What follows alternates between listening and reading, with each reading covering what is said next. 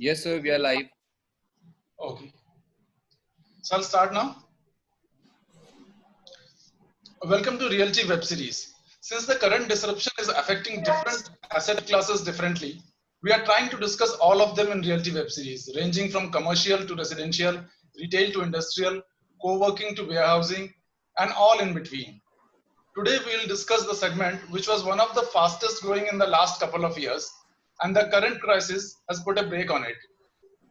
To discuss, we are joined today by Ankur Bhatiani, Director Albania Spaces, Oshika Lum, co-founder foundmywork.com, Puneet Chandra, co-founder and Director Scooter, Tanisha Batra, Worknest Business Center, Vineet Anand, Director Office Services, NCR, Colliers International, Prashant Sharma, founder Next 57 Co-working, and will be shortly joined by Manvendra, Associate Editor, PTI. Welcome all. Thanks for sparing time and joining with us. I'll straight away start with Ankur. Ankur, since you are developing a co-working space, post lockdown, post COVID crisis, what kind of talks that you are having with your potential co-working service provider? Firstly, I would like to thank you, Palash, for inviting me for this webinar. And so what we are doing, we are building up a million square feet of office space in Noida Extension. And there's a certain part of it that is into a concept which I feel is pretty new. It's called co-owning, which is you can own your co-working space. So in the past 30 days in the lockdown, we've been able to derive certain strategies, and we've been able to sell about 200 units of co-owning space. So the market is quite good about it, and people are very open. And with the lockdown happening, there are companies who are either upscaling or downsizing their workforce. So for them, co-working or co-owning space is a very good option where they can, customize these things according to their needs. Okay, Oshika, I'll come to you.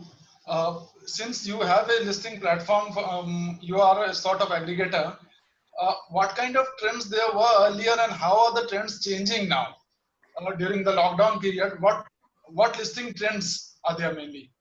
So basically, when by 2019 and 2020, we had a very good amount of listing coming from A grade players, but relatively less response coming from the B grade players, right?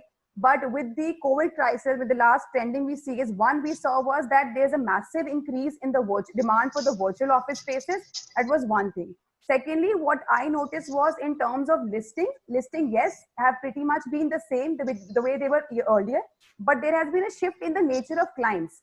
Now, what we have been seeing in the last few weeks is that we're getting a lot of queries from good multinational companies who are wanting their directors or their senior managements to adopt a flexible work culture, and they're taking out of directors' cabin or they're taking out of private cabins. So hence, what I see is that initially we had a good demand of hot desks.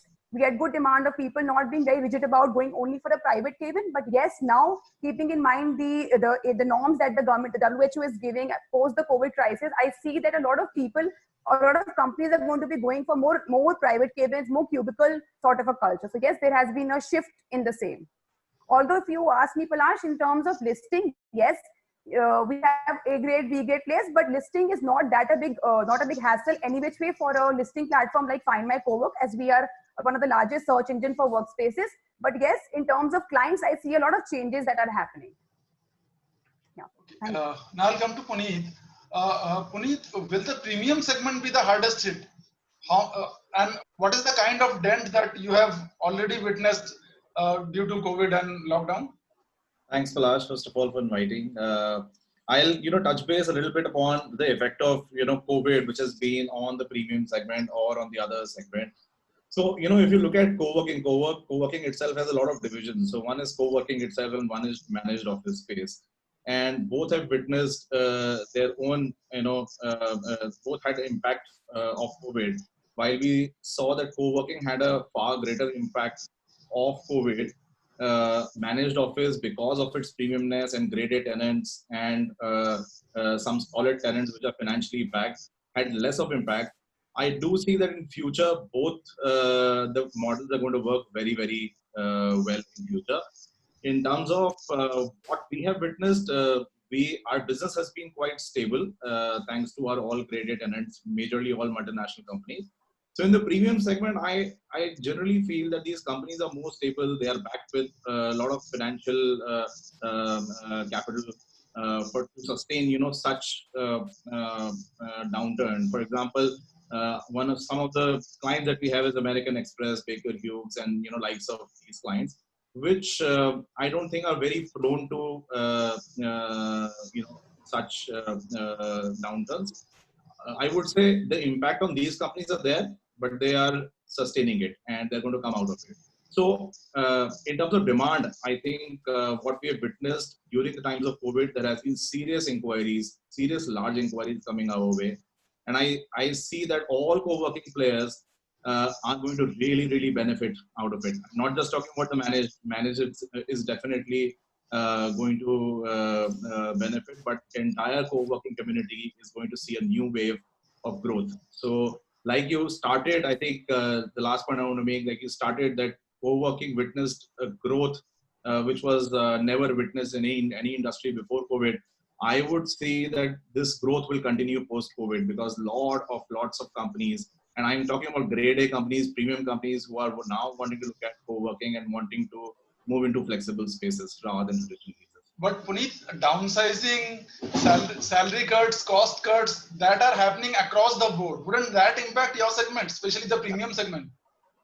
Not really, because there are so many examples that you can benefit from. For example, let's consider a graded developer in which there is an occupier for 1 lakh square feet. Now, if that 1 lakh square feet is moving into a 30,000 square feet co-working, essentially is cutting down the cost, but managed office player is making a heyday out of it, right?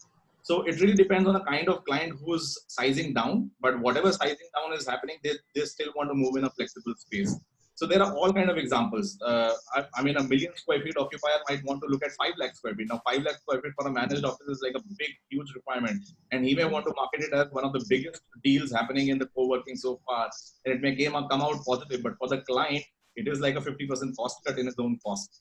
So, I mean, the way this market operates is absolutely different. It's all very relative. Big in our terms could be a lakh square feet, but for a client like Google, client like American Express, client like who are occupying millions of square feet of space, even if they want to reduce from a couple of million square feet to 1 million square feet, they're cutting down the cost by half, but it's still a big business for managed office space. We are also joined by Vikas Lakhani, co-founder Insta Office. Vikas, welcome to the show. Because since you are also heading the newly formed association of co-working spaces, from the developer side, they are making representations through CREDAI, through NAREDCO, and asking various relief packages due to the situation arising out of the lockdown. So from co-working spaces segment, what are the kind of demands that you are making or have made to the government? Sure.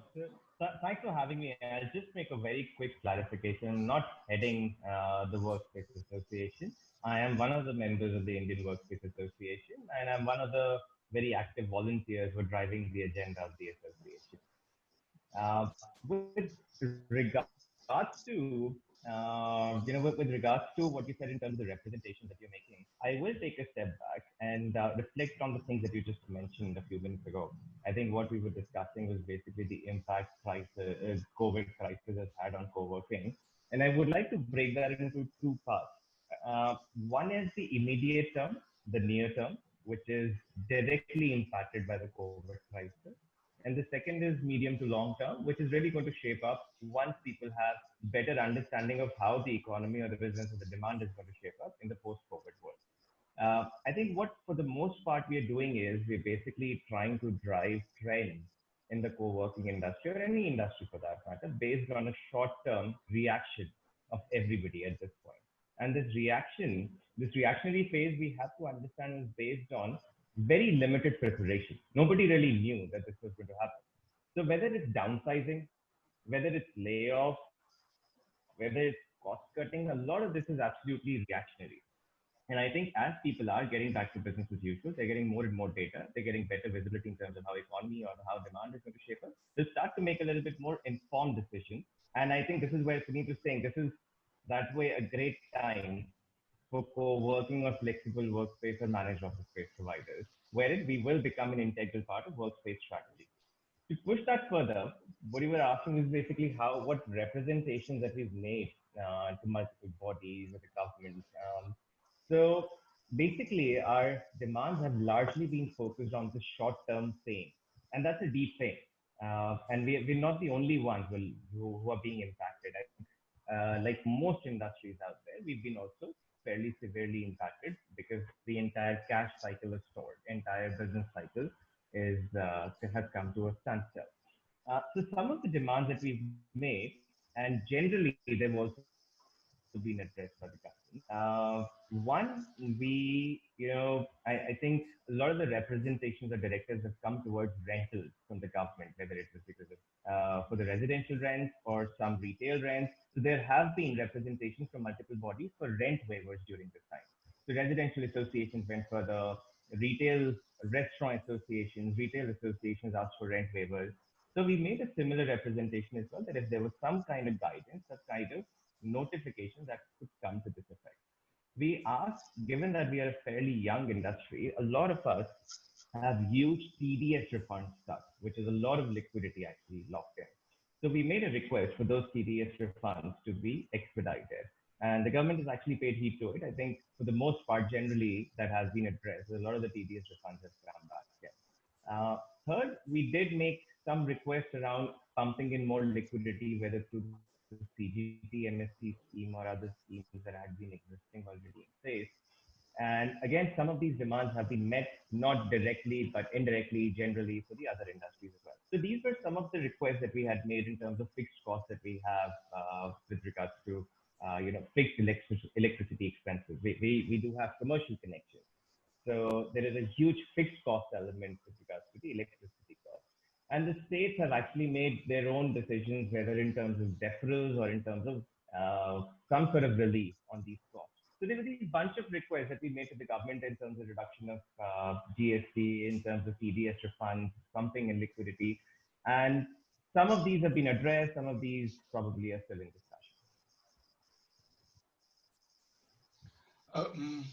Tanisha, I'll come to you. Are the occupiers asking for more flexible packages post this crisis? And have you witnessed any reduction in average booking period? Thank you so much, Palash, for having me here. To answer to your question, a lot of my existing tenants, they are coming back to us for resizing requirement. They're not asking to, reduce the contract or terminate the contract. They're just asking us for some help for a period of, say, a month or two. That's about it. And talking about the new leads that there has been a substantial increase in the leads flow that we've witnessed in the last month, and we've closed a couple of tenants also over here in the past 1 month, and that has been long-term leases only, not short-term. Okay, Vineet, what is the industry average revenue per seat, and with increased distancing norms, how much increase you see in the cost per seat? Palash, thank you for having me on the panel. So I'll try to address this question a little differently, Palash. So we have been engaging with a lot of occupiers and clients these days, and we have done a lot of surveys at Colliers with occupiers. And I think one common voice which is coming out is every occupier today is looking for flexibility. Now, when I say flexibility, they need flexibility to maybe expand in the same space when the business is good, flexibility to downsize and contract space when the business is not doing that good, break options in the lease deed, maybe a OPEX friendly model than a CAPEX heavy model. So I think that is something which is a common voice of occupier today. So they don't mind, paying a slight premium and be in a center which is giving them these flexibilities to look at the long-term solution for those clients. So as Puneet mentioned, there is always a demand for such occupiers as well. Okay, now see, now there's a distancing norms. So there are distancing norms, which will obviously going to result into lesser number of seats in the required square feet area. So the cost will increase for the service providers, cost per seat? See, I don't think the cost will go up. I think the service providers, the co-working players, everyone. So I think they have to address this problem a little differently. So they have to plan their layouts maybe in a different way. The co-working players are known to give more collaborative areas to occupiers, So this is like they have to balance it out now. So they have to give open space as well as provide norms like social distancing, taking care of wellness of employees. So I think that is something which will come into picture. So it may not have a direct impact on the seat, but yeah, they will have to relook at their portfolios, their layouts, and how do they address the occupier queries, Plush. So, so in that case, margins might reduce. See, again, I think a co-working player will be better equipped to answer this question, how much margin will be impacted by this. But if you ask me, I think see, everybody in the value chain is hit today, be it a occupier, be it a co-working player or a developer. See, nobody today is asking for short-term benefits. Everybody today is working as a partner, as a long-term, solution for clients. So we are having discussion with clients who are not even, coming forward and asking for abatements or discounts. They are rather sitting with the co-working players and developers and trying to restructure their leases so that they build in those flexibilities and secure future, flexibility norms and lease deed. So I think it's more like a long-term than short-term. Plush. I absolutely agree with Vineet what he just said. So the cost for a co-working player has gone up. Our cleaning and maintenance expenses have gone up. We have taken into account this distancing thing.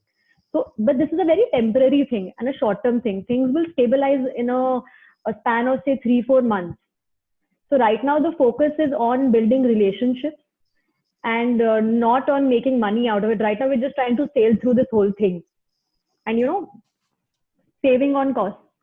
I think to It's add something on that we're not looking at right now. Sorry, Tanisha. So Sorry, to add yeah. on to what Tanisha and what Vineet is saying, I think pricing is a function of demand and supply, and it really depends on what category of space you have. So for instance, I'll give you an example. In a managed office space category, it depends on how many players are there and what's the supply of those players. If the supply is less and the demand is more, which today I think is going to be the case, the prices are going to increase. Now, it may also well be the function that the players are also increasing their real estate portfolio and creating more supply. But on the other hand, I think Vineet would agree that with the kind of market dynamics that we are seeing today, we think that traditional real estate prices are to fall. And if that happens, the margins of certain co-working can increase. So I would say the margins in long run will not diminish, will only increase. Why? Because the value of co-working is determined by the occupiers more than ever before. So wherever there is a value, the margins will be there. And what COVID has done, I think, good for all of us is it has segregated kind of stronger players, away from every player which is just propped up, without really having a vision or without really having a brand vision in their mind. So a stronger players are really going to benefit from it, I think. But Puneet, are there any substantial margins right now on which the industry is operating? Not right now. Not so. In terms of COVID, see, of course, you have to look at whenever you talk about the industry. Industry has to be looked into from a long-term perspective. In any industry, any downturn, people kind of conserve, people kind of the margins kind of shrink. But in a long-term view, I think just wait about 6 to 8 months down the line. I think all co-working will thank this COVID period. They will thank this period that God, thank you God that this period came in our life. I mean, that's how I see it. I may be very, very bullish about this, but I think that's how I see it. No, I agree. I absolutely agree with what Puneet is saying because of this whole COVID thing. A lot of companies, they're changing their approach. They're shifting from a centralized to a decentralized approach. Exactly. Now, instead of taking up like a huge space in a CBD, you reduce your consumption over there and take smaller offices in FBDs. That helps your employees also because of the work near home concept that is picking up. That is one thing which I feel will pick up a lot in the coming future. It helps you in saving costs also, and it supports your business continuity as well. So which means we'll again come back few months down the line and ask Puneet and Tanisha, have they improved their margins? Oh, yes. Ankur, Palash, just would like to add a couple of points there. And this is a question that seems to be coming up fairly often, which is a social distancing question, and if that's going to impact the economics of the business in general or not. And I think what we're doing is we're basically looking at just one variable in the equation which seems to be changing. And there's one variable which is being talked about the most probably, I think what needs to be seen is there are multiple changes also in the user behavior. So for one, I think increasingly there's going to be a higher premium on flexibility. Now that is an absolutely a given change which we already see right now. But as people start coming back to their offices, there's going to be a more and more premium on flexibility. How the product would change is yet to be seen. But people will be going to pay more, better prices for flexible and decentralized or distributed spaces. Second, I think again, like social distancing or physical distancing is a solution that just came up within a couple of weeks, like probably on the most it is long-term sustainable solutions come out of knee-jerk reaction. I'm not saying it's not effective. I'm saying in short term, you can have solutions which maximize one objective, which is at this point, everybody's safety. But in medium to long term, people would come up with more creative and innovative solutions, whether with better technology, whether with better design or product solutions. So it's too early to say that one variable which we see in the market is basically to define the entire economics of the industry. Prashant, since you are operating in Chandigarh, so what is the trend in the segment in tier 2 cities? Thank you, Palash. Thank you for having me. So major of our portfolio is basically in tier 2 cities, whether you call it Chandigarh, Ahmedabad, or Cochin. What we've been seeing is there's definitely a lot of our portfolio is of startups and the companies, who are budding or starting. So they're very less grade A companies or good companies who have a good financial background and everything. So there is definitely a drop in number of occupancy. A lot of people have left the premises because they're not sure when the business is going to kick in back, right? But right now, since the lockdown has been relieved a little bit, what we have been seeing is there's a good demand from a traditional lease point. All those who have not in their lock-in, they're trying to explore what are the options to cut down the cost, right? They're trying to build up they're on a path to come back to office. But what I believe, even they are not really define what they want to do, whether there'll be a totally remote structure or whether there'll be a partially remote, partially office. Every customer is right now evaluating how close down, how they can cut down on the cost. So I think in a couple of weeks we might get a better clarity what is the scenario in these tier 2 cities. But everybody is looking to cut down on their cost. That is what is pretty clear. Oshika, again coming to you, how has been the changes in the queries?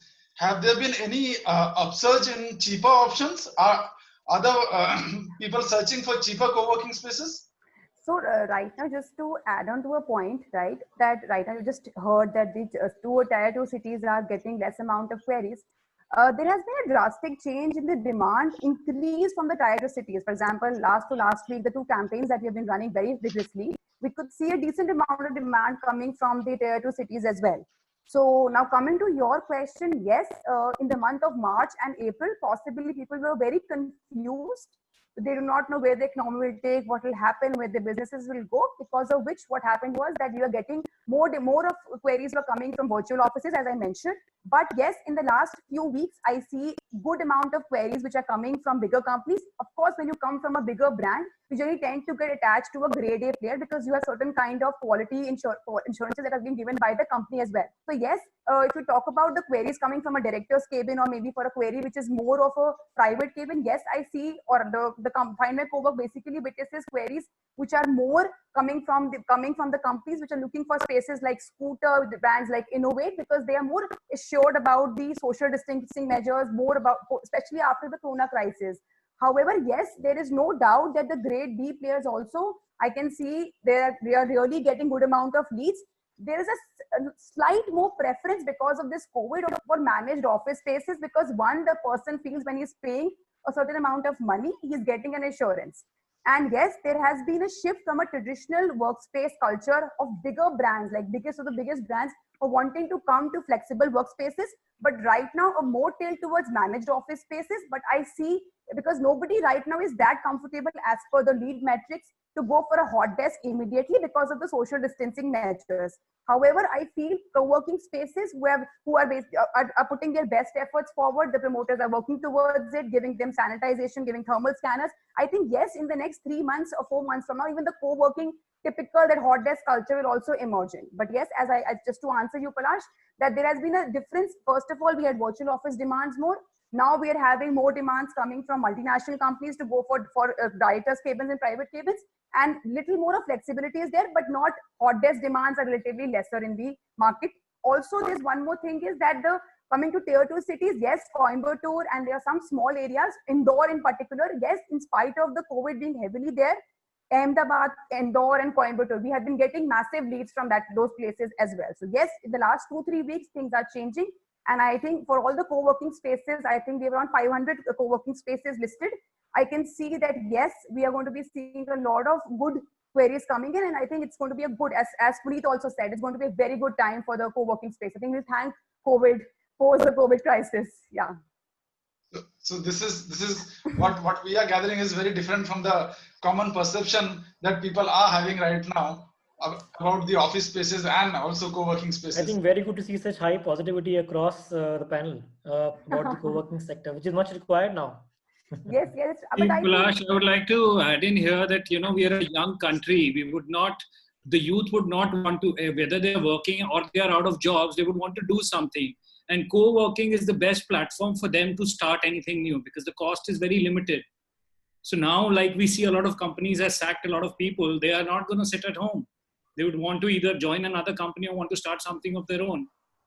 So what option does a youngster have? He doesn't have too much money in his pocket.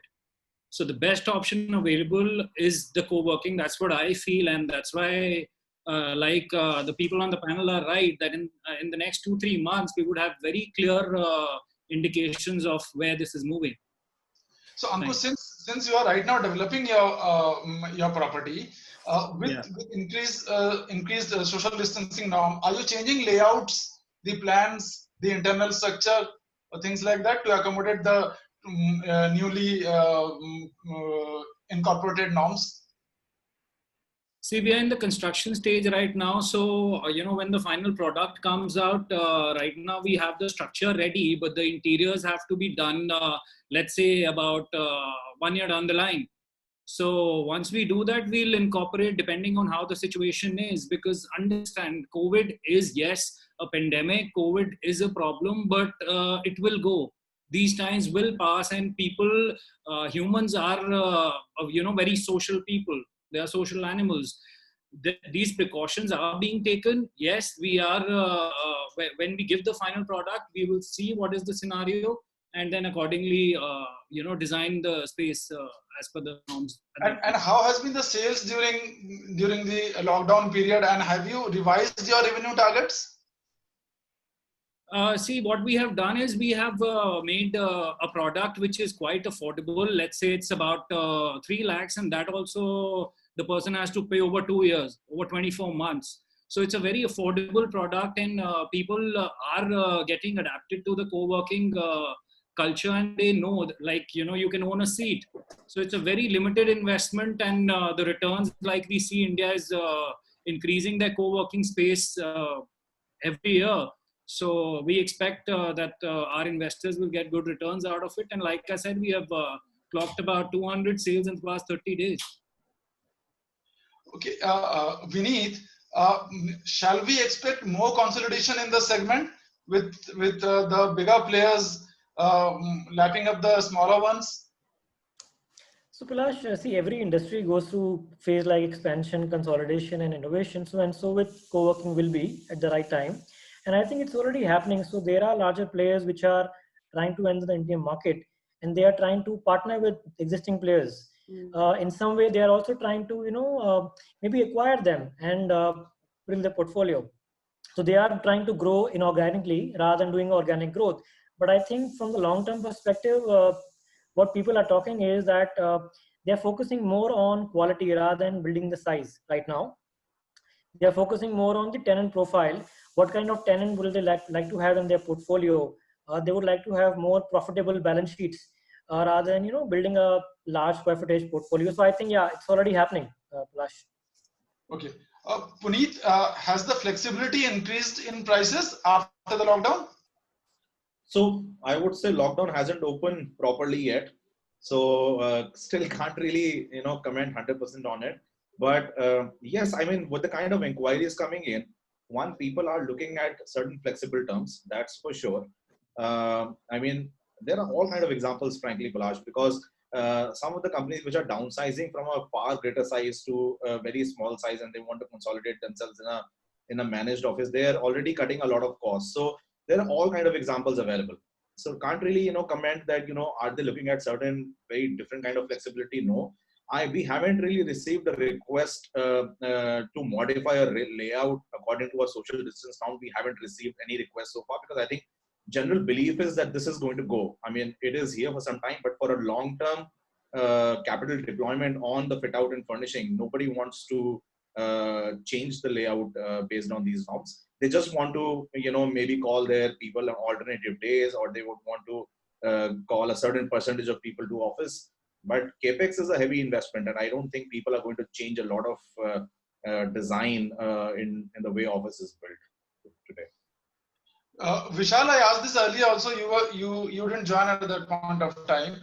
Are there any margins, and if there are, since you represent a lot of them, what is the kind of margins on which the industry is operating right now, and how do you foresee the trend of margins in the future? Gosh, I was there actually. Maybe my network was a little weak. I heard what everybody was saying in terms of the margins. See, margins, I would again break it down. First is that unit margin perspective, this industry is positive. People make money on assets. People make money on units. And that's a fundamentally very, very strong metric of this industry. That as an asset, people make money. At the corporate level, given that we are an early, we are a high growth industry, we're fairly young, people do spend quite a bit on growth. And I would, could I request if you can confirm if you can hear me? I just got a message from somebody that my mic is probably not effective. Is this better? Much Yeah, better. Hello? Much better. Oh, I'm sorry. I guess there was something wrong with mine. Yeah. So I was saying unit margin perspective, that's a very fundamentally strong metric in this industry, that we make money on assets. We make money on every unit. How the margins are depend a lot on which category one is playing in. There are serviced office operators who would carry a larger risk on their balance sheet, and they were fairly hefty margins. On the other hand, would be people who would be operating on different kind of models which carry limited risk, and they would have slightly lower margins. But typical of any sublease or rental model, the margin would range anywhere between 15 to 30%, depending on what model you're playing at. Now, in medium term, not just co-working, I think every industry is going to see some depression in these margins. There's going to be massive impact. I mean, if we are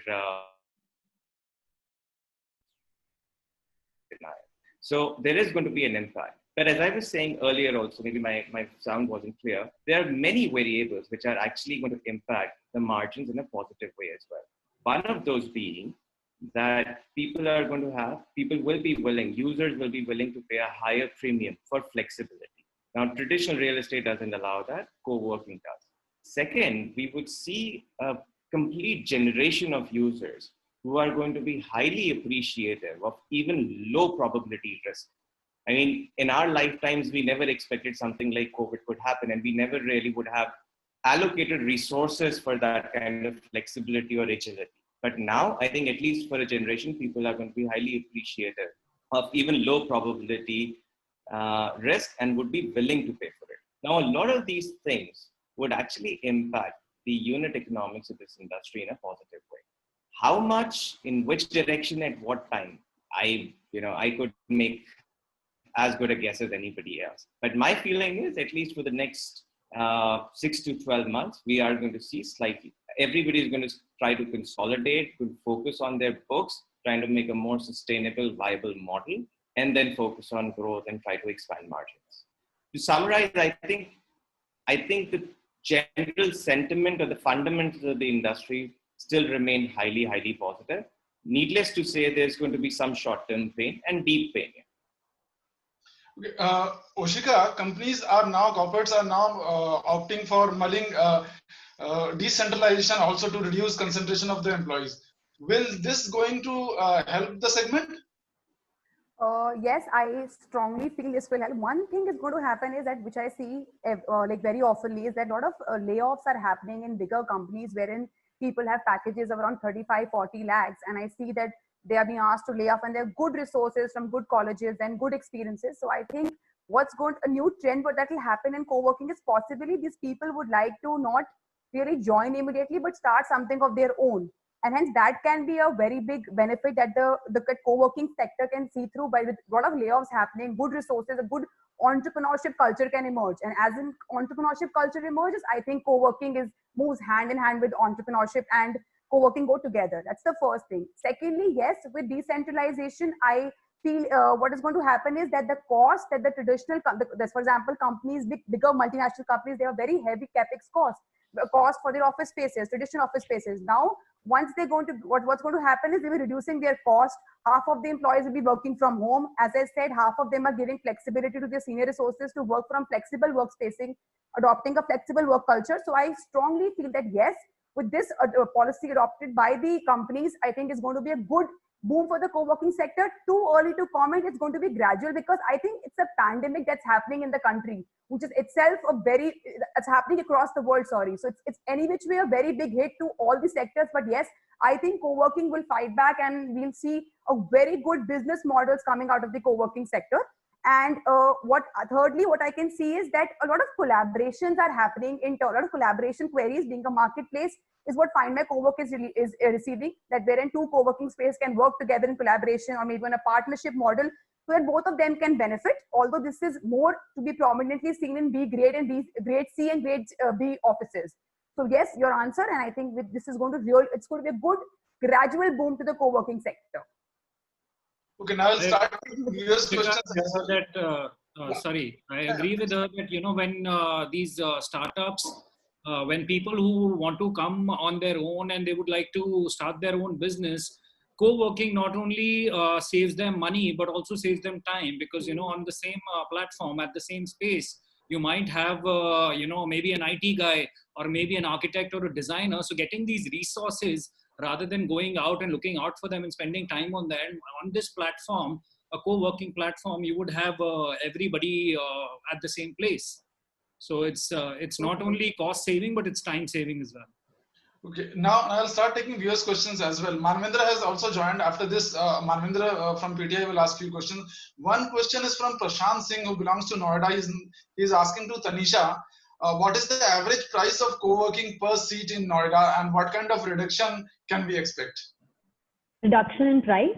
Yeah, price per seat. So the average price in Noida really depends on what segment you are looking at. There are these A-grade co-working players, and you have your B-grade co-working players. So when I talk about the A-grade co-working players, it starts from around 9,000 and goes up to 20,000 per workstation. And if we talk about the B-grade co-working player, that somewhere ranges from 6,000 to 10,000. And I don't see a lot of reduction happening. People will pay a premium for this flexibility that we are offering them right now. Okay. Now Manvendra is with us. Manvendra, your questions, please.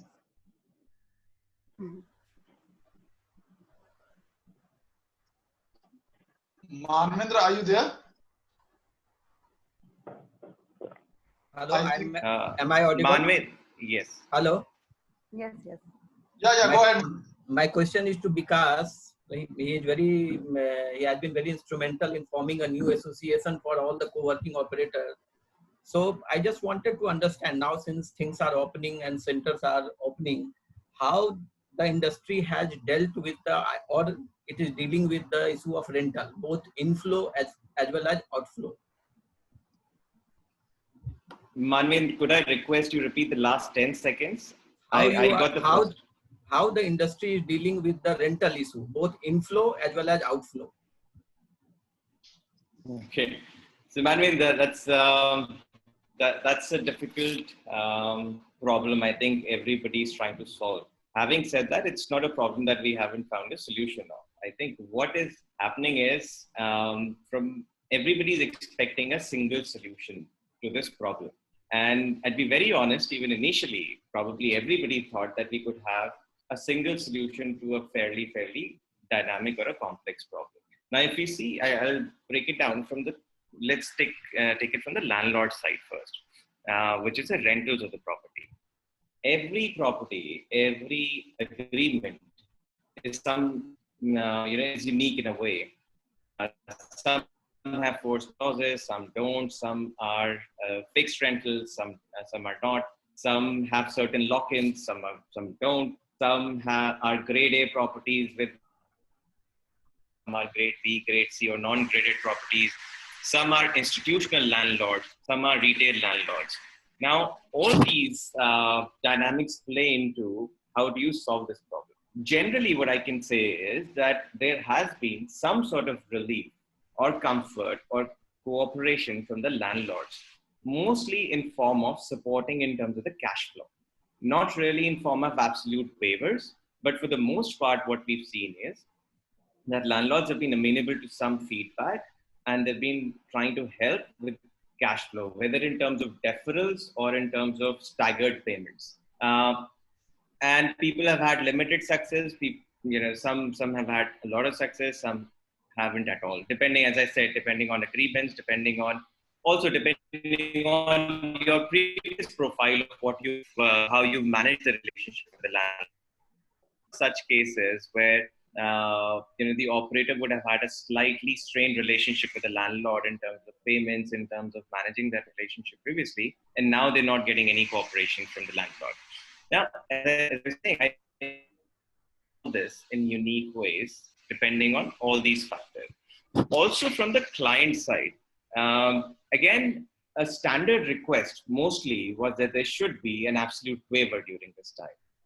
This was an immediate response or a reaction of most of our clients. Having said this, as we've had time to go back and talk to them, our clients have also had in terms of what their business is going to be like. They're better prepared to spend or allocate resources for office spaces. So we've spoken with clients. There are clients who've had to completely shut down and shut their offices. There are clients who've actually expanded during this time because they've benefited from the crisis. There are clients who've downsized. So again, it depends a lot on what the nature of your agreement is. And I think Puneet can add a nature of agreement with the serviced office operator versus an agreement you have with a daily pass with a freelancer. How you address these two is going to be completely different. So I must be honest, I think all of us together have tried to initially solve this in a unified way, which I think was some sort of, in a way, a naive approach to address this. But generally, we've had quite a bit of success with our stakeholders across the value chain. Some have been amenable to feedback, some have tried to help with cash flow situations, some haven't. And there's an ongoing fight that we are fighting. I must add here that what I'm saying right now could be very different, if the COVID situation continues for 3 more months, which means, a dire situation wherein we have very high numbers of infections, wherein people are just not moving out, wherein the logistical problems continue to be there in terms of, metros and buses are not working. So, it's a dynamic every day, and we're in constant touch with all our stakeholders to solve this problem. We have few more journalists who have joined us in asking questions. Aditya Rana from Aaj has a question for Puneet. Puneet, Aditya is asking, work from home or walk to work? What's the future? I think it'll be a balanced approach. Most of the companies who are thinking of work from home, they will try it out for sure for certain time. But time will tell how collaborative it is and what's the overall output they get and increase in productivity they get. For sure, I think there has to be a certain percentage of shift that will happen to work from home. which is anticipated. Times will tell how much and what's the percentage, how big and how small that percentage is. But I think it'll happen. In terms of the second part, you said walk to work, right? Yeah. Walk to work, I think people have started moving into offices. I am sitting out of office and I'm coming every day to office. I mean, more the people kind of sit out of office and attend conferences like these, people will relate it to more that, now people are going to office, because I think overall it's a sentiment play, right? If you look at even stock markets, it's all driven by sentiments. And if we together kind of pull the sentiment of the people together, that, hey, come to offices. It's just, COVID is just a flu. It comes and it'll go one day, right? Why fearful about it? It's the way of life now. So I think this is already setting in. I've seen it with people in my office. They can't sit out of home anymore. They want to come to office. So I think time will fly by very quickly, and people are coming back. They have started coming back to office, and they will keep coming back to offices even more than you ever see. So. There's one more question from. Sorry, I would like to add in there. What I see the future would be the walk to work, which is just like home. So, if somebody working in Noida is traveling to Gurgaon every day, the company would have a co-working space in Noida as well, which is very close to the home. So these cost-effective ways and these new approaches will develop with the companies, and it'll be like working in a co-working space close to home is your second home there. Just to add on this, even we see a very prominent trend on this. So a couple of co-working players, rather than leasing a large building in one city, they are trying to lease smaller formats in multiple cities to cater to larger audience, so that at least tomorrow if something like this happens, so their members can access these centers in every city. So it's already happening. Now we'll take one more question from Vivek Mishra, senior journalist. He is asking this to Prashant. Prashant, in a city like Chandigarh, don't you think work from home is a big competition for co-working, as people have decent sizes home and hence they can easily work from home without any restriction? Yes, we have seen this trend. A lot of people have a good spacious home. The rentals are not high. So they are probably moving into a totally work from home scenario. But if you look at on the other side of it, there are a lot of companies that are downsizing, a lot of new businesses that are emerging. So yes, definitely there's a good bandwidth that is adopting a work from home style in Chandigarh specifically. But on a different end, there are a lot of companies who are downsizing, who are also exploring the options of adopting a co-working space. So I think the time will tell how much hit it's gonna cost us in tier 2 cities. But I'm a little positive that since this flexibility is the key, a lot of companies will eventually adapt it and the bandwidth will increase more or less. Manvendra, you have more questions? Palash, I just wanted to add one more point in this. Like, we have been seeing work from home as a very common culture that is emerging. But what I have seen, like right now, work from home was very good, very productive. One, because it was lockdown, everybody was at home. So there was no much of distractions of going outside. But as you see that the markets start opening up, yes, one, it could be one kind of distraction. And secondly, what I feel is that no company, no good company wants a culture. We actually have an office culture, and office is a very important part of our social life. So we generally don't mix office with home, right?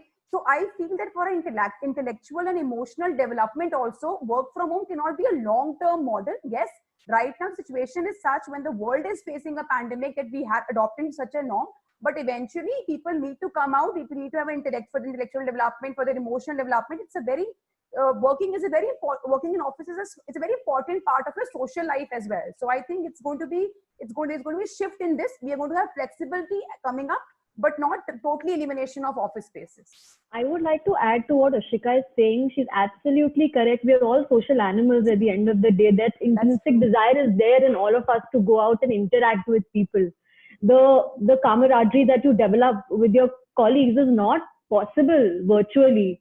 The way you can, the office banter is something all of us would start missing probably 2-3 months down the line. So work from home, if you ask me, is a temporary solution. We're just trying to work around the problem that we have right now. In the long run, things would change. People would start going back to offices again. Manvendra?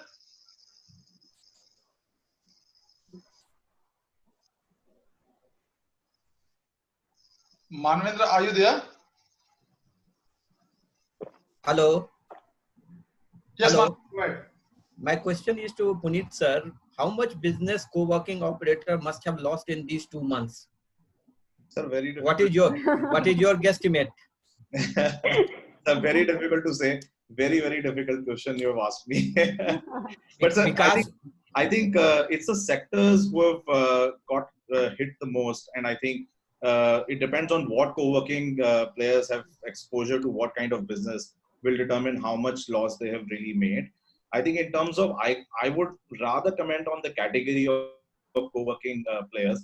I would say co-working who were more entrepreneur, who were dependent on startups and entrepreneurial ventures. I think those were the companies who have taken most of the hit overall in terms of COVID.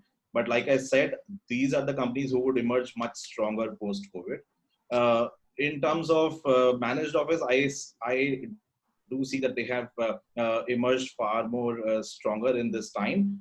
But certain managed office companies I see where they had exposure to, let's say, for example, travel companies or companies who have been hit very hard with co-working, even they have faced the heat. So very difficult to kind of generalize the whole thing. But I think impact is there everywhere. The kind of impact differs with each player. you know the number of desks in India, you know the number of square feet in India, how much is under co-working. So I don't think it's too difficult to calculate. I think because being a part of IWG would be better placed to answer this. Having industry numbers, Vikas, would you want to comment on it? Marvin, so I would not speak on anybody's behalf here because this is again, this is somewhat this is a misplaced data because we've been looking at a very, very short period of time. If somebody did not pay in the month of May, does that mean it's lost business? Maybe not. But somebody actually who paid me in May and June fully could actually mean lost business because he's not going to continue after June. And we've seen, so I would actually take a step back and I would actually break it down. What we saw initially is that immediately 15 to 20% actually were the guys who made a decision. We are not going to have an office and we are going to make a very fast decision and we are going to just put down the notice for our offices. And these are the guys who made fairly quick decisions on their workplace strategy. Wanted to reduce cost. Out of these, 10% still came back immediately after having a few discussions. There were few people who just came back, maybe about, again, 15 to 20% came back with renegotiations, requests for cut down in prices, 40 to 50% of reductions or downsizing. But a large part of the portfolio were the ones who went into a state of absolute suspension. We're like, we don't know what's going to happen. We don't know. And, there were too many variables. Now, even if the COVID solves back home. So what I'm trying to say is when you have a lot of clients in a state of limbo, you can't really categorize them as a lost business or continued business or preserved business. What I can add is we see increasingly, if the COVID situation goes further and further, people who are in this orange zone, let's call them, the suspended category, are going to start moving to the red category. Actually having made a clear decision that let's see 3-4 months when we need an office, we'll come back. But I would not be shy of saying that I think as an industry, I mean, when Ola can say they lost more than 90%, I think in an industry like ours, I wouldn't be surprised if the immediate loss in the first month and a half could be anywhere between say 10 to 35%. Depending on, again, the user profile, depending on your client segment and the nature of your contracts. I think I'll just add one point to what Vikas. Sorry, Puneet, please go on. Sorry, Vineet, sorry. I'll just add a point to it. So, Sorry, Manvendra. No, you continue. Okay, sorry. So I was saying, to add on to what Vikas is saying, I think, again, the industry has two segments, managed and co-working. And if you look at from a purely number point of view, the amount of square footage the managed office player has and the amount of square footage the co-working segment has, I think industry has named itself co-working. Within that self, co-working is a separate business altogether. Managed office, serviced office is a separate business altogether.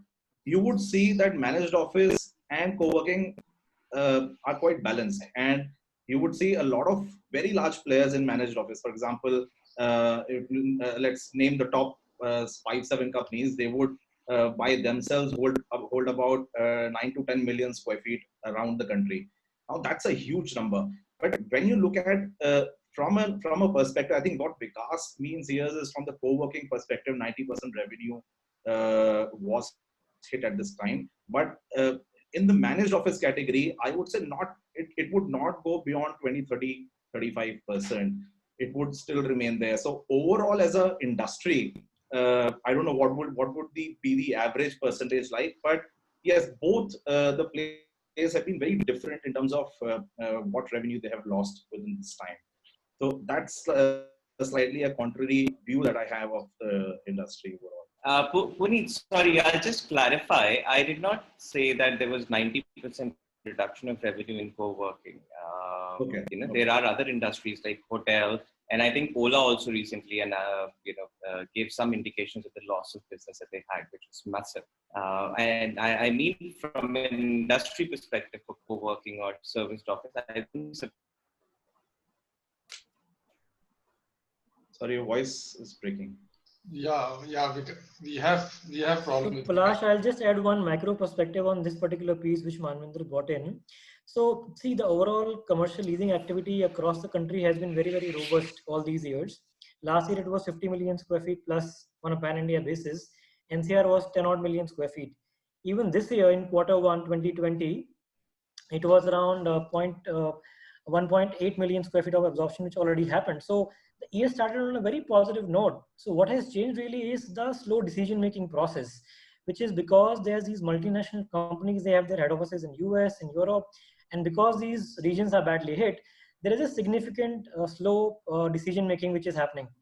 So it's just a phase. I would not say it's a loss because we lost a couple of months starting from March till June. But I think the activity will pick up in the second half of the year, and both conventional leasing and co-working leasing will pick up business in the second half of the year. We have lots of questions from journalist fraternity today. Now Vivek Shukla, senior journalist, is asking to Ankur.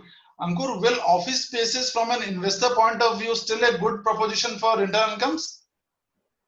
Absolutely. If you look at, especially I talk about the Noida market, you see there's a lot of residential that we have in Noida, and there's a lot of unsold inventory. But we don't have any good office spaces. Let's say if a good multinational wants to come in and lease out, say, 1 million square feet, we don't have it.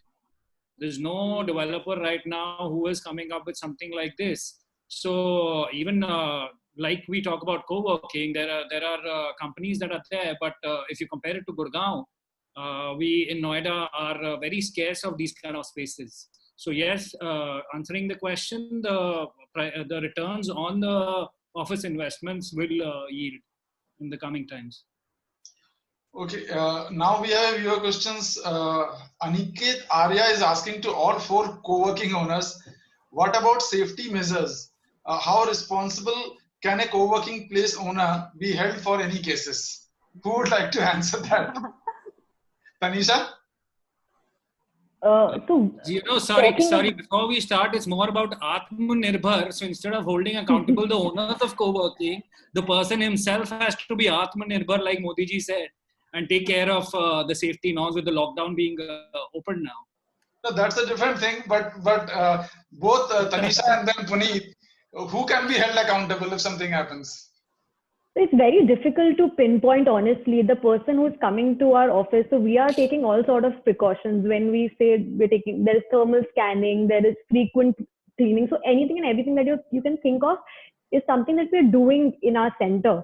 But that person is also going out and buying groceries. That person is also going out and doing other things. That is beyond my control. So it is very difficult to pinpoint over here. I don't think there is any way where you can hold anyone accountable in this. I think to add on to what Tanisha is saying, if you're driving on the wrong side of the road, you will be held responsible, right? So if co-working player is not taking the measures which are prescribed by the government, then he will be responsible, and there will be questions arising to him. But if you're taking all kind of measures which are there, then I don't think then you're safe. You're abiding by all safety standards. Then whatever comes is kind of fate, nothing else. Absolutely. Now is a similar question from a viewer called Shivam Singh. Quickly, I just a similar question from a viewer called Shivam Singh. Ankur or Prashant, I'll ask this to you. In case of positive case, will you be sealing the co-work space? No, definitely not. Even if in case of a positive case in a building, there are measures to sanitize it immediately and something. But I don't think so. Sealing the place would a good decision for anybody. It'll as a business perspective.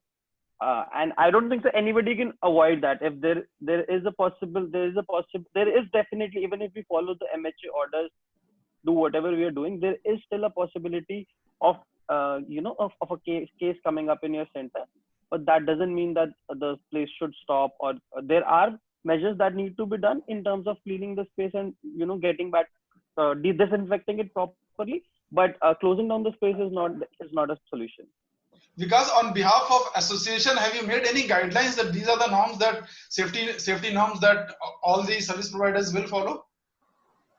Yeah, yes, Vilash. Actually, so not will follow. I mean, what we really produced even before the lockdown was open, after a lot of consultations with experts and review of all the guidelines that it come to, we did prepare a comprehensive document with regards to the readiness of our spaces and also the safety guidelines that we could follow to make our spaces hygiene and safe for our users.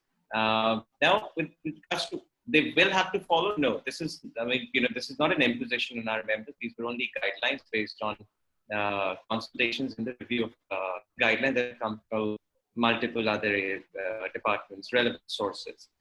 We also actually included quite a bit of material in that document that working members confirmed to that how they could really contribute to safety and hygiene in their spaces. As everybody said, that they go to different places, they go shopping, they go back home.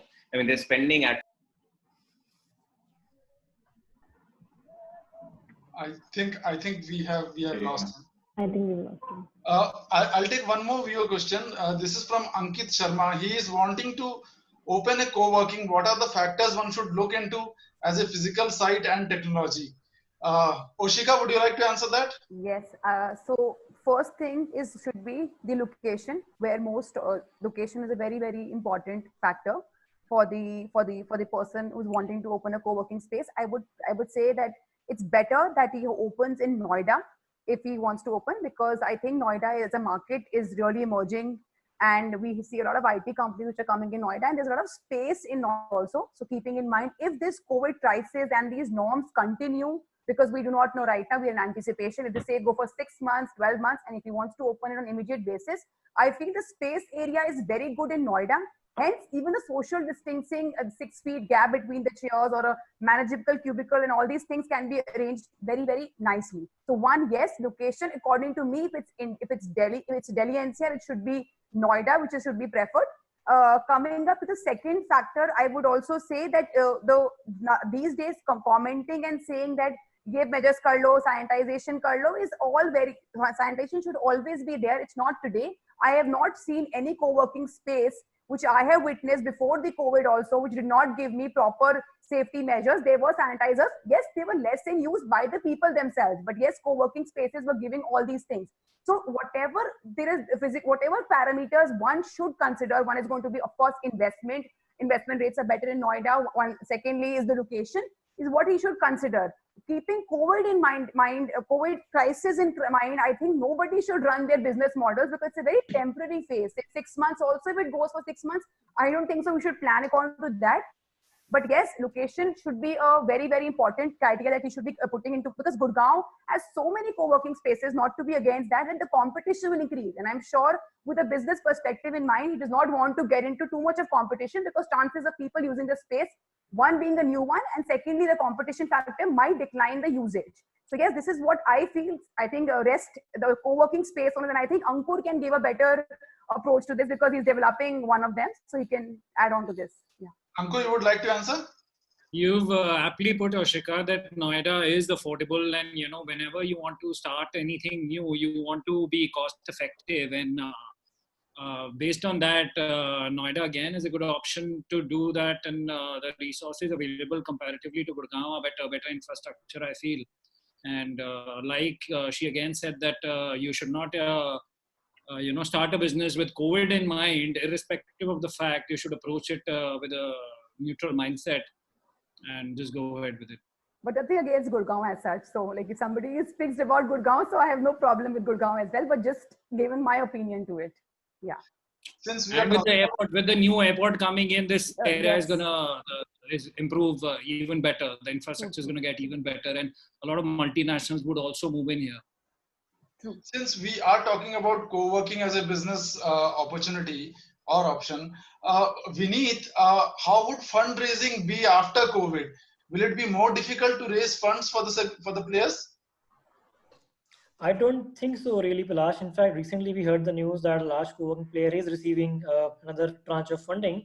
So I think sentiments are going up. As I said, so just a temporary phase because of slow decision-making process. So activity will pick up, and we see panelists sharing their views that they are seeing a lot of inquiries coming in, both for flexible and enterprise models. So I think investors will be cautious, obviously, but there will not be any restrictions to fund a player which has strong and good tenant profile. Manvendra, you have more to ask? What about layoff in the industry? Okay. WeWork has announced 100 layoffs. What about the other players? Puneet, if you can throw light on this. Yeah. Manvendra, I think while everybody is kind of cutting costs to sustain this time, you would have also seen a big news coming from WeWork side about a large chunk of funding coming their way, WeWork India. But after the layoff, I know. So that's what I mean. So while people will cut down their costs, they will still strive for growing their business.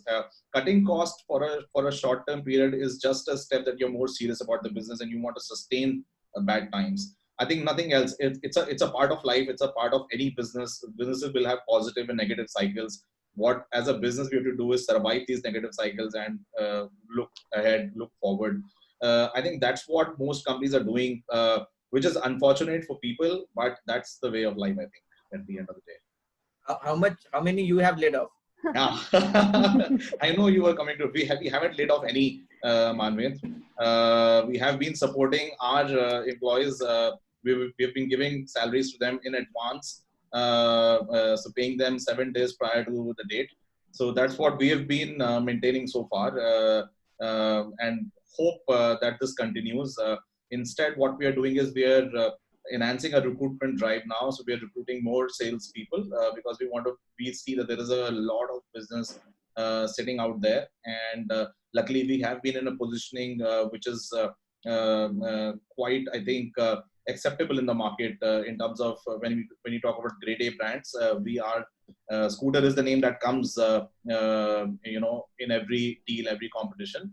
So that's a lucky thing for us. So we are in fact recruiting and hiring more to ramp up our business in times to come. Puneet, So WeWork India is the only one. Are you paying full salaries or there is a cut on that? So sir, we are paying full salaries. We haven't cut salaries at all. So because is it only WeWork India which has laid off employees? Manvendra, so I would not speak on behalf of WeWork really. Having said that, what Puneet was saying, see, this is a time when everybody... On behalf of association. No, again, on behalf of association, it's difficult to actually speak on anybody else's business. I am pretty sure this would, this would be important for their... Yeah, I think every brand has its own integrity and its values. So I don't think commenting... Can shed more light. Yeah. They can shed more light at what were the reasons actually, whether this was a decision which had been taken long back and this culminated now, or this was a decision based on current events. So that's what I'm saying. The planning or the strategy or the vision behind this, it's difficult for actually anyone to comment on that. But in the industry generally, we haven't seen layoffs. The sentiment continues to be very positive at this point. Okay, we have one more question from a viewer, Amir Ali, who is a former journalist. He is asking to all, distractions at home, camaraderie at office, things outside are getting bad. What should one do? It's very difficult. Social distancing. What is the genuine way out? It's a very generic question. Who would like to answer that? Find a safe office, just camp there for every, half a day. I think things like your mask, your sanitization are your part of daily wardrobe. So we have to be accustomed to use them and go out and do work. Our homes are not specifically designed for work from home. So there are multiple issues which everybody is facing. So I want to go out, start meeting people, start going to offices. So it is a new normal and we have to live with it. So yeah, so that's my take on this. So Vineet, you would do that even if you have an elder at home or a small kid at home? See, we are taking enough precautions, Palash. So, but as I said, it's been 3 months. We have been working out of home. Slowly, gradually, we have to come back to business. So our offices are now open. We are attending offices alternatively within the team. So I think things are moving up slowly. So, and this COVID is going to remain for next couple of months, at least a year, what we keep hearing in the news. So I think we just have to build your immunity. You have to be extra cautious and just continue with this. I think that's what we see now, even our clients talking about.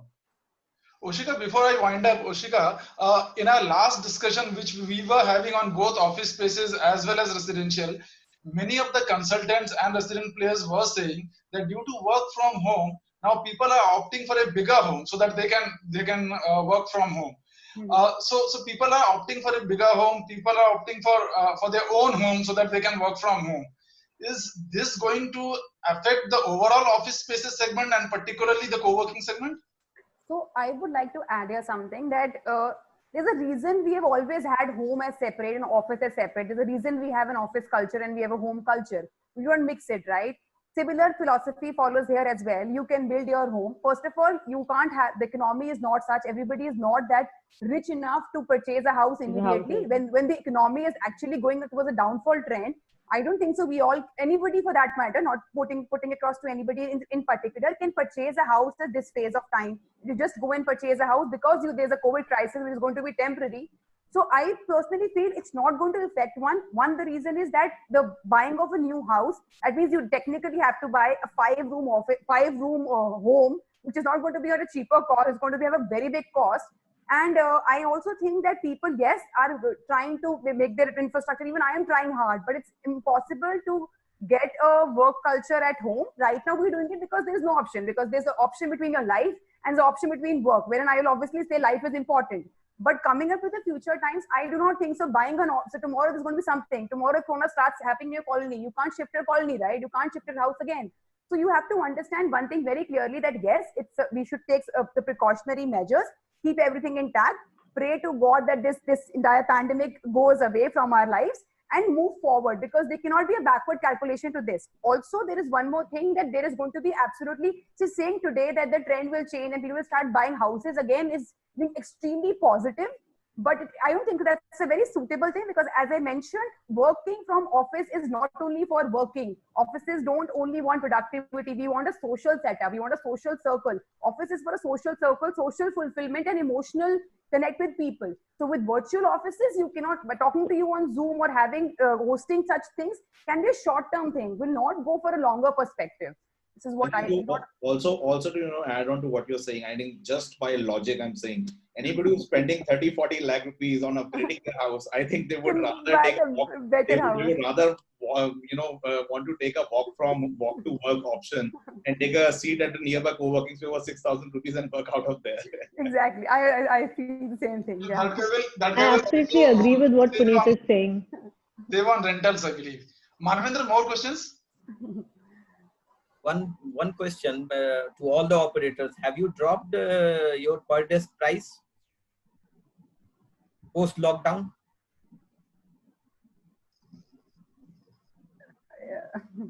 Not yet, Manvendra, not yet. We haven't had the need to do that yet. Yeah, we've not dropped it. Yes. At our center. I think nobody has dropped it. Marketplace is the best judge So, Osika, have you seen desk prices Be going honest down? at the time, though. I'll be very honest. Out of the people who are sitting here, two of them are listed also on our platform, but I cannot see any deals coming from their end. But yes, there are players who are offering some cost-effective, flexible plans. You will not see a drop in fee, but you will see an upgradation in the facilities provided. Because if a client approaches me, I also try to explain them that see, the cost of co-working with sanitization, with thermal scanner also is a very big cost that's going to be coming in. So as a result of which, yes, flexible plans I can see, but not exactly discounted rates, because I feel that also degrades the quality of the brand if you start giving it. Maybe maybe the things get slowed down, but right now I do not see much of massive discounts happening in normal, basic, flexible plans. But I think none of them who are here listed, two of them are listed, I have not shown any kind of deals which Manvinder sir asked. But Osika, are other players coming up with innovative schemes with discounted schemes? Yes. So basically, it really depends. What I see is day passes becoming very common. So day passes, as in, for example, if I am a person who is not too much into, so we also at Find My Cowork recently have started giving day passes. We've taken some flexible plan options and upgrading it on our portal as well. So what we are doing is that with the day plans, basically they are looking it for a meeting room. They just want a conference room for one day because they have an important client who is coming in, or they want to just have an atmosphere. So I see a good amount of day plan schemes being taken right now, which was when the lockdown was happening. Secondly, yes, there are a lot of facilities, like a lot of data analytical tools and extra benefits that the co-working space owners are actually giving and trying to justify, not exactly justify, trying to give up their cost analysis. But yes, I do not, but mostly the flexible plans are coming in, no direct discount offers. I haven't received from a C-grade co-working player as well. Lastly, before I close, Puneet and Tanisha, have you guys come up with newer schemes, with flexible schemes, discounted schemes? Not discounted, I would say, but flexible schemes, yes. So our business is more dependent on the need of any particular corporate player or an enterprise. So we kind of design every proposal, every contract the way they want. But I mean, in terms of flexibility, yes, we have gone slightly more flexible when it comes to certain corporates. But as a team, we are very particular about the kind of business we want to invite and the kind of clients we want to work with. So whether we take a short-term loss or we have to wait for slightly longer, we are kind of particular about the kind of demand we want to focus on. So Prashant, have you come up with such schemes because there is more pressure in tier 2 cities? Not really. So we have also giving flexible options, but there is no discounting in price, because what we believe, if somebody is asking for an office space right now, they actually want it. They're not, roaming around to ask for prices. So they actually want it. So the price is not gonna improve the possibility of converting that deal. That particular client need the office space. He's just looking for the flexibility and the options. That's it. So I don't think so. It's a need of ours for discount to convert the client also. It's more flexibility is more needed. Manvinder, you have anything to add, or shall I wind up? Will industry convert like the business model will convert like a shopping mall? It's entire revenue sharing. I mean, very interesting question. I would like to just talk about a few conversations that we've had with few very large international property firms, and these are real estate funds. We've had two large conversations, can't name them, but they've been inviting managed office players to be an integral part of their portfolio because international players are seeing more value in their own real estate portfolios if they have a serviced office player with them. It tends to kind of create more flexibility within their portfolio. They become their entire offering becomes much more valuable. So rather than offering just a plain vanilla real estate, now they can offer a fit out partner, a service partner, a partner who can take care of every need that you have, be it an office space. So I think we have seen a very positive shift, and especially since it's coming from international large funds. They have started talking to players like us and other managers. I don't know about co-working, whether it has been the same with them or not. But I think overall, that value has been created. Every property owner now knows that having certain portion of their real estate as a flexible office will enhance their overall value. And there has been a very deep study on this. There are research reports that has been written on it, that any real estate portfolio, 20 to 30% of that portfolio, if it's flexible, it benefits the entire value of the the real estate portfolio. But will it be on pure rental, or it will be on revenue sharing? So currently the discussions is on revenue share, where they're wanting to come more as a partner. So if it's if such discussions are more on rental basis, I don't think then those are discussions. It's just a take up happening by an operator in a particular building. But these are more from a partnership model perspective. Before I end, Vineet, do you think revival in the co-working segment will be faster than the general office space segment?